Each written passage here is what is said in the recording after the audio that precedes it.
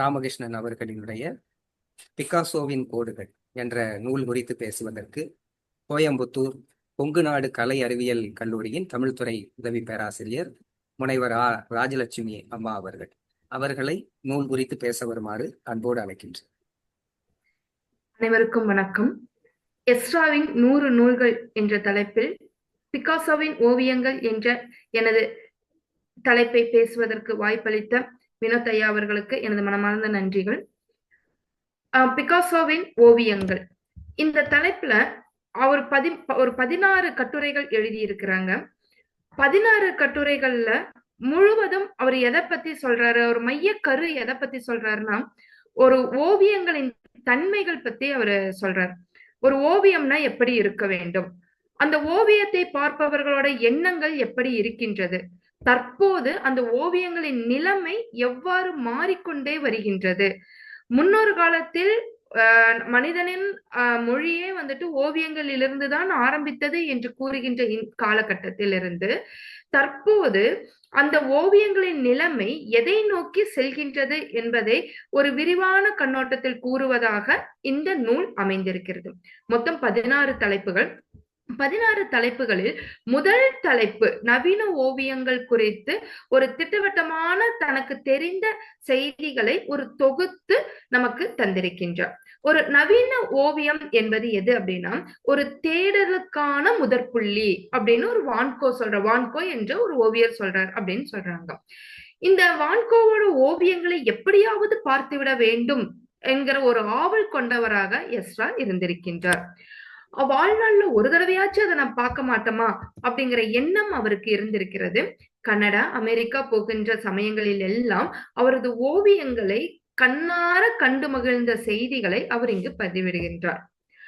இந்த அன்றாட வேலைகளிலும் கூட அந்த ஓவியங்களை பார்ப்பதில் அவர் சலித்ததே கிடையாது.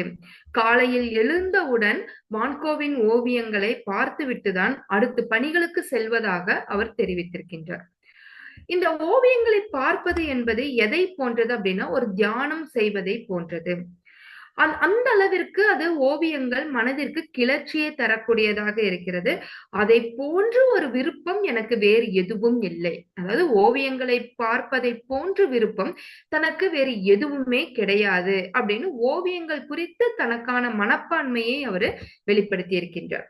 இதில் 16 தலைப்புகளில் அந்த கட்டுரைகள் இருக்கிறது. நவீன ஓவியம் சிறு குறிப்பு, வான்கோவின் இரவு, சிறகடிக்கும் கோடுகள், ப்ரூகேலின் வேட்டைக்காரர்கள், மான்வேட்டை, ரிவேரா வளாகம், கிளிம்டின் தங்க முத்தம், காகினின் சிவப்பு தேவதைகள், கொகுசாயின் எரிமலை, டி.ஹெச். லாரன்ஸின் ஓவியங்கள், சிரிப்பின் பின்னல், சித்திரபுத்தன், பிகாசோவின் கோடுகள், தன்னை வரைந்து கொள்ளும் கைகள், லார்ட் ரெக்கின் இரவு காட்சிகள், சிப்சியும் சிங்கமும். இது எல்லாத்திலுமே அவர் தனக்கு பிடித்த ஓவியர்களை முன்னிலைப்படுத்தி இருக்கின்றார். 16 தலைப்புகளில் கிட்டத்தட்ட 13 தலைப்புகளில் தனக்கு பிடித்த ஓவியர்களை அவர் முன்னிலைப்படுத்தி இருக்கின்றார். இந்த ஒவ்வொரு தலைப்பிலுமிருந்து செய்திகளை சொல்ல வேண்டும் என்பதுதான் ஆசை. ஆனால் அந்த தலைப்புகளிலிருந்து செய்திகள் சொன்னால் 20 நிமிடங்கள் கிடையாது, 1 மணி நேரம் 2 மணி நேரங்களை தாண்டி செல்லக்கூடியதாக இருக்கும். அதனால் முதல் 3 தலைப்புகளில் இருக்கக்கூடிய செய்திகளை மட்டும் ஒரு சுருங்க சொல்லி விளங்க வைக்கின்ற பாணியில் நான் அதை எடுத்து வந்துள்ளேன். நவீன ஓவியத்தை சொல்றாரு. நவீன ஓவியம்னா எனக்கு ரொம்ப பிடிக்கும். மொகல் மினியேச்சர் அப்படிங்கிறது அவருக்கு விருப்பமான ஒரு நவீன ஓவியம் வகைகளில் இருக்கு. மொகல் மினியேச்சர் அதுதான் இந்தியாவின் சாராம்சமான நவீன ஓவியங்களாக சொல்லக்கூடியது. எப்படி இருக்கும் அப்படின்னா, ஒரு ஓவியம் இருக்கும், அந்த ஓவியத்திற்குள் பல சிறு சிறு ஓவியங்கள் அதில் காண கிடைக்கும். இந்த முதல்ல ஒரு ஓவியத்தை பற்றிய அடிப்படையான புரிதல் நமக்கு தேவை அப்படின்னு இந்த கட்டுரையோட முதல்ல அவர் சொல்றார். புகைப்படத்தோட வருகைக்கு பின்னால் இந்த ஓவியங்கள் முக்கியத்துவம் அற்றவையாக போய்விட்டது. அப்ப வான்கோவோட ஓவியங்களை எல்லாம் பார்க்கணும்னா மியூசியம் தான் போகணும். அப்ப அவரு மியூசியத்துல அவரோட ஓவியங்கள் வைத்திருக்கிறார்கள் என்று பார்த்து தெரிந்து கொண்டு அங்கு செல்ல வேண்டும். அப்பொழுதுதான் அதை நேரில் காண முடியும். ஆனால் இந்த புகைப்படங்கள், இந்த இணையங்கள் இதெல்லாம் வளர்ச்சி அடையக்கூடிய சமயங்களில் ஓவியங்கள் போன்று நிழல் புகைப்பட காப்பிரைட்ஸ் அப்படின்னு அது போன்றே வந்துட்டு பிரதிகள் உருவாகிவிட்டது. அப்ப அந்த பிரதிகளினால் அந்த உயிர் ஓவியம் உயிர் ஓவியத்தின் தன்மைகள் நமக்கு சரிவர தெரிவதில்லை. இப்ப நம்மளே வந்துட்டு கோவிலுக்கு, நம்மளோட தமிழ்நாட்டுல பாத்தீங்கன்னா நிறைய கோவில்கள்ல ஓவியங்கள் காணப்படுகின்றது. நம்ம போற போக்குல பார்த்துட்டு போறோம். ஆனா அந்த ஓவியங்கள் ஒவ்வொன்றுமே வந்துட்டு ஒவ்வொரு கதையை சொல்லக்கூடியதாக இருக்கும். அப்ப அந்த ஓவியங்களை கூர்ந்து கவனித்து அது சொல்லக்கூடிய செய்திகளை நாம் உள்வாங்குவதற்கு இப்ப யாருக்கும் நேரம் இல்லை, அதை பார்ப்பதும் கிடையாது. இப்ப ஒரு பொதுவான கருத்து இருக்கு, நவீன ஓவியங்கள் புரிவதில்லை, அது வெறும் கிறுக்கல்கள் அப்படின்னு சொல்றாங்க. ஆனா அப்படி சொல்லக்கூடியவர்கள் ஓவியம் குறித்தான அடிப்படையான தகவல் கூட தெரியாதவர்கள். அதுதான் உண்மை. இப்ப ஏன் நம்ம ஒரு ஆரஞ்சு பழத்தை எடுத்துக்கிறோம், அந்த ஆரஞ்சு பழத்தை பாக்குறோம், கண்ணுல பாக்குறோம், ஆனா அது வரையும் போது ஆரஞ்சு பழமாகத்தான் வருகிறதா? எல்லாராலையும் நம்ம பாக்குற ஆரஞ்சு பழத்தை முழுமையாக வரைய முடிகின்றதா அப்படின்னா கண்டிப்பா கிடையாது. ஆரம்ப காலத்துல எதையெல்லாம் வரைஞ்சாங்க அப்படின்னா உருவங்களை தான் வரைந்தார்கள். அதுக்கப்புறம் போக போக எதெல்லாம் வரைய ஆரம்பிக்கப்பட்டது அப்படின்னா இயற்கை, நிலக்காட்சிகள், ஒளி, நிழல், மனதின் உணர்ச்சிகள், தடுமாற்றங்கள், துக்கம், காமம், கனவு, அதீத கற்பனைகள், அன்பு, பயம், இது எல்லாமே வந்துட்டு ஓவியங்களாக வரைந்தார்கள்.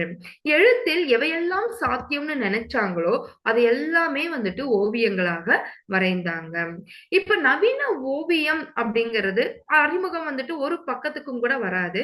அது வந்து சிறு அறிமுகம் தான். ஆனா அதை புரிந்து கொள்வதற்கு இங்க யாருக்கும் நேரம் கிடையாது.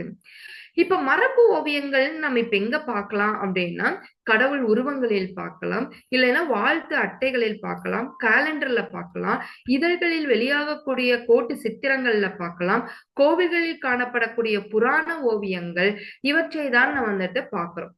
ஆனா இவற்றை பார்ப்பதிலும் நமது உன்னிப்பான கவனம் இருக்கின்றதா அப்படின்னா யாருக்குமே அந்த உன்னிப்பான கவனம் கிடையாது. இப்ப இந்த ஓவியங்கள் இந்தியாவில் தான் அதிகமாக கோவில்களில் காணப்படுகின்றன.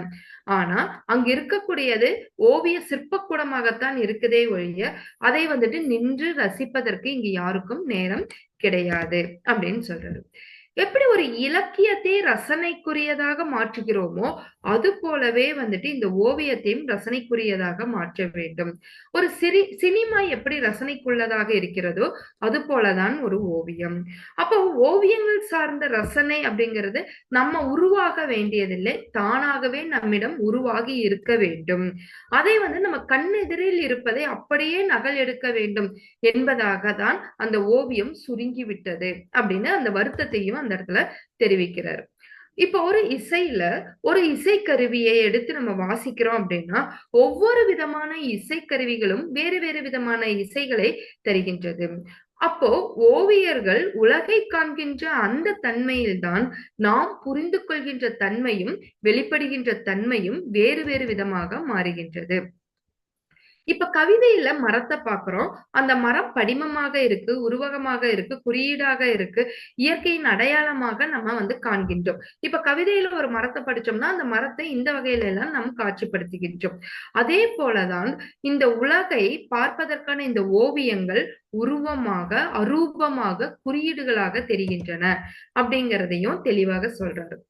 இப்ப தண்ணீரின் மீது விளக்கு கம்பத்தின் நிழலை விளக்கி நாய் தண்ணீர் குடித்து போகிறது என்று தேவதச்சனின் ஒரு கவிதையோட வரி இருக்குது. அந்த கவிதையின் வரியை அப்படியாகவே ஓவியத்திற்குள் கொண்டு வருவதுதான் ஓவியத்திற்கும் ஓவியம் வரைபவனுக்கும் ஓவியம் பார்ப்பவனுக்குமான உறவு அப்படின்னு சொல்றாரு. இப்போ ஒரு ஓவியன் இப்ப நவீன காலத்துல வரையக்கூடிய ஓவியங்கள் எப்படி இருக்கின்றது அப்படின்னா ஒரு சிறு எடுத்துக்காட்டு சொல்றேன்.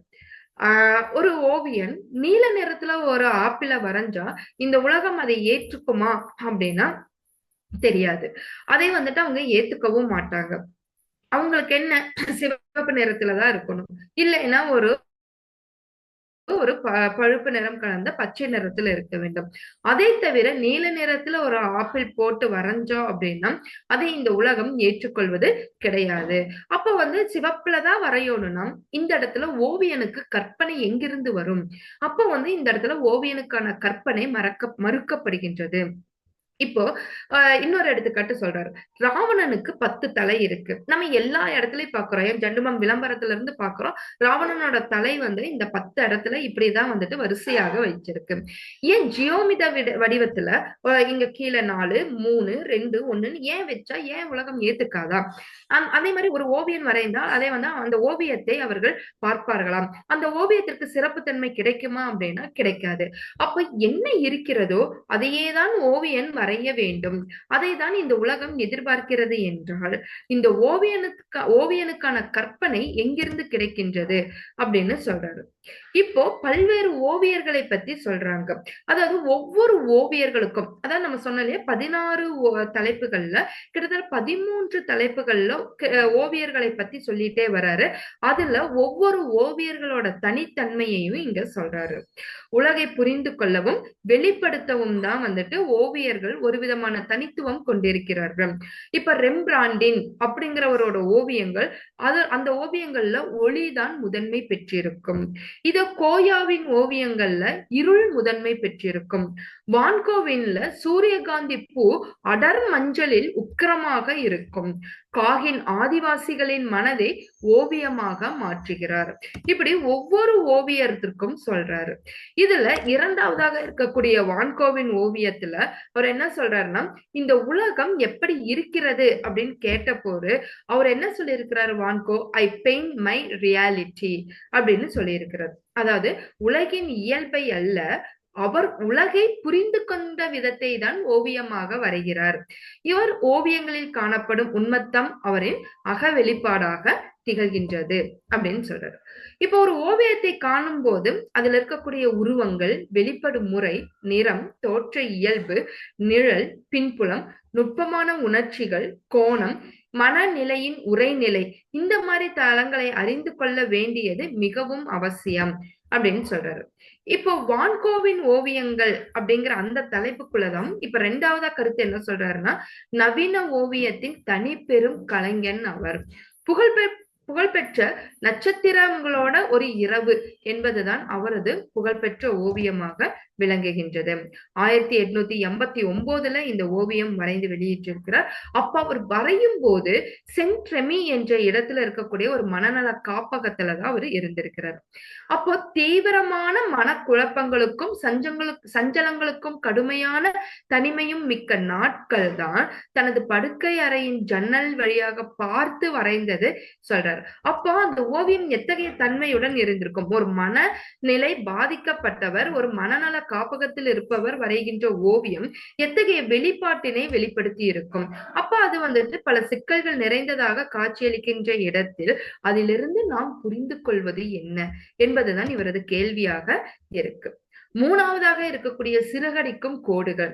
இப்ப இந்த மொகாலய ஓவியங்கள்னு நம்ம சொன்னோம், மினியேச்சர் அப்படின்னு. அதோட நுண் ஓவியங்கள், அதாவது ஒரு பெரும் ஓவியம் இருக்கும். அந்த பெரும் ஓவியத்திற்குள்ள சிறு சிறு ஓவியங்களாக மினியேச்சர் பெயிண்டிங்ஸ் வரைஞ்சிருப்பாங்க. இந்த வகையான ஓவியங்கள் பெர்ஷியாவில் இருந்துதான் இந்தியாவுக்கு அறிமுகமானது. பாபர் காலம் துவங்கி அவரோட காலத்துலதான் இது முதல்ல வருது. 300 ஆண்டு காலம் மொகாலய நுண்ணோவியங்கள் பிரபலமாக விளங்கியதாக சொல்றாரு. 17ஆம் நூற்றாண்டில் தான் இது மீண்டும் உருவாக்கம் பெற்றதாக சொல்றாரு. அடுத்தது புக்கேலின் வேட்டைக்காரர்கள் அப்படிங்கிற ஒரு ஓவியம். இது பீட்டர் புக்கேல் என்பவர் தான் இந்த ஓவியத்தை வரைந்திருக்கிறார். இந்த ஓவியத்தோட பிரதி ஆசிரியரோட அறையில மாட்டி வச்சிருக்கிறாரு. என்ன இருக்கும் அப்படின்னா, ஒவ்வொரு நாள் காலையில எழுந்ததுக்கு அப்புறமும் அதை ஒரு சிறு நிமிடங்கள் பார்த்ததுக்கு பின்னாடிதான் அவரோட வாழ்க்கையை அவர் தொடங்கியதாக குறிப்பிடுகிறார். அப்படி என்ன அந்த ஓவியத்துல இருக்கு அப்படின்னா, பனிப்படர்ந்த வெளி, உறைந்து போன வீடுகள், பாதி பரந்த நிலையில் உள்ள காகம், வேட்டை முடித்து திரும்புவரின் நிழல் உருவங்கள், பனிப்படர்ந்த பள்ளத்தாக்குகளில் மனிதர்களின் பாடும் சிறார்கள், உயர்ந்த பனி, சிகரம், முற்றிலும் இலைகள் உதிர்ந்த மரம். இந்த ஓவியம் எதையெதையோ நினைவுபடுத்தியபடி மகத்தான கனவின் உதிர்ந்த சிறகு ஒன்றை போலவும் இருக்கிறது அப்படின்னு சொல்லியிருக்கிறாரு. அதாவது ஒரு ஓவியம் வரையக்கூடியவர்கள் எந்த மனநிலையில் வரைகிறார்களோ அதை அப்படியே ஏற்றுக்கொள்ளக்கூடிய பார்வையாளர்களும் இருக்கிறார்கள். அதை வேறு கோணத்தில் ஏற்றுக்கொள்ளக்கூடியவர்களும் இருக்கிறார்கள். ஒவ்வொரு நாள் காலையிலும் அந்த ஓவியத்தை நான் பார்க்கும் பொழுது எனக்கு ஒரு புத்துணர்ச்சியை அளிப்பதாக அந்த ஓவியம் உள்ளது. ஏதோ ஒரு செய்தியை எனக்கு அதிகாலையில் சொல்லுகின்ற ஒரு செய்தி மடலாக அந்த ஓவியம் இருப்பதாக கூறுகின்றார். இதில் இருக்கக்கூடிய 16 கட்டுரைகளும் ஒவ்வொரு தளத்திலும் ஓவியத்தின் வளர்ச்சியையும், வெளிநாட்டு ஓவியர்கள் தங்களது மனத்தில் ஏற்படுத்திய சஞ்சலங்களையும் அந்த உணர்ச்சிகளையும் எவ்வாறாகலாம் வெளிப்படுத்தி இருந்தார்கள் என்பதை விளக்கமாக கூறியதாக இந்த நூல் அமைந்திருக்கிறது.